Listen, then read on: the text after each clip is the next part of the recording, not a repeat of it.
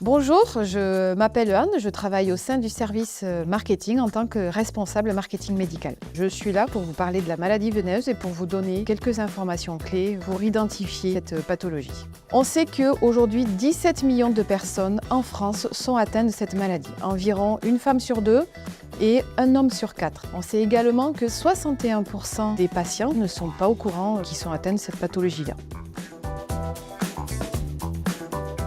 La maladie veineuse est liée à un dysfonctionnement du système veineux, donc à un mauvais retour du sang vers le cœur. Les premiers symptômes que l'on voit apparaître sont les lourdeurs, les douleurs, la fatigue, mais on peut également retrouver tout ce qui est fourmillement et démangeaison.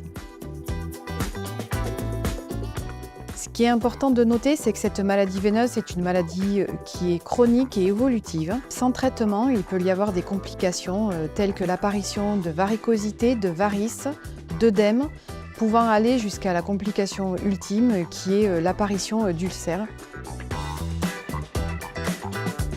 La première, ça va être la grossesse. On sait que les premières varices peuvent apparaître lors de la grossesse. On a également comme situation à risque certains métiers qui touchent à la restauration, où vous êtes debout toute la journée, des métiers liés à la coiffure et certains métiers des professionnels de santé comme les infirmières. Également, la sédentarité, la position par exemple assise, aggrave cette situation-là.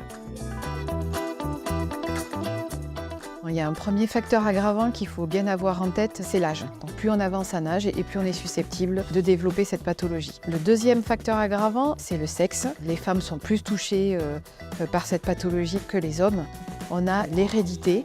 On sait que les patients qui ont les deux parents qui sont touchés par des varices sont plus susceptibles également d'en développer. Enfin, on a l'obésité qui peut être également un facteur aggravant.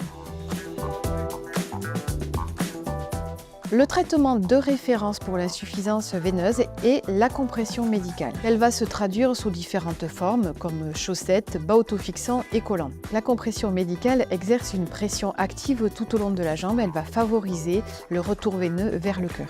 Il existe d'autres traitements, donc on peut retrouver les vénotoniques, la sclérothérapie, la chirurgie qui est moins utilisée aujourd'hui et qui peut être remplacée par d'autres traitements comme le laser endoveineux.